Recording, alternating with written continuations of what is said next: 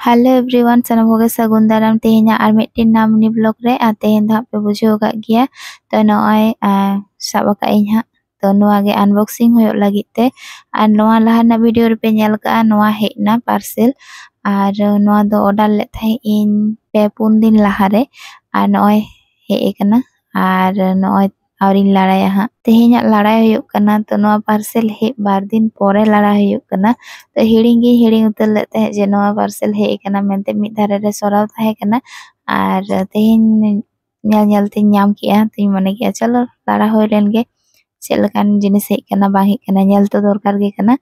तो चलो आपे साथे ही शेयर दा चलका होय कना बाड़ा हेचुइन तबन पे नोआ चेड हे कना हा पे nyal उरुमे गिया नोआ तो कना हाथ घड़ी अड़ी दिन खन गे हाथ घड़ी हरो रना अड़ी जोर शौक ताहे कान तिया तो फाइनली नॉय हाथ घड़ी हताव के गिया तो नोआ ना दाम हो अड़ी के कम गिया तो ओनाते मिद नेल रेगिन कुसियत ताहे आरी ऑर्डर उतर लेदा तो दुकान करे कुली बड़ा होई कना उन दिन तो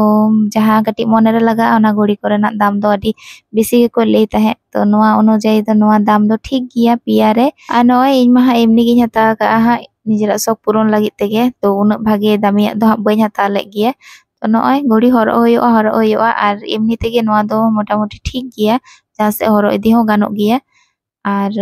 3 दिन लास्टिंग है ओना दो बइन ले दाड़े कना कारण कम दाम तो और नॉय कलर को आडी मौज मौज तो चलो नॉय पिया गी यदो पे कना नॉय आडी मौज नेलोक कना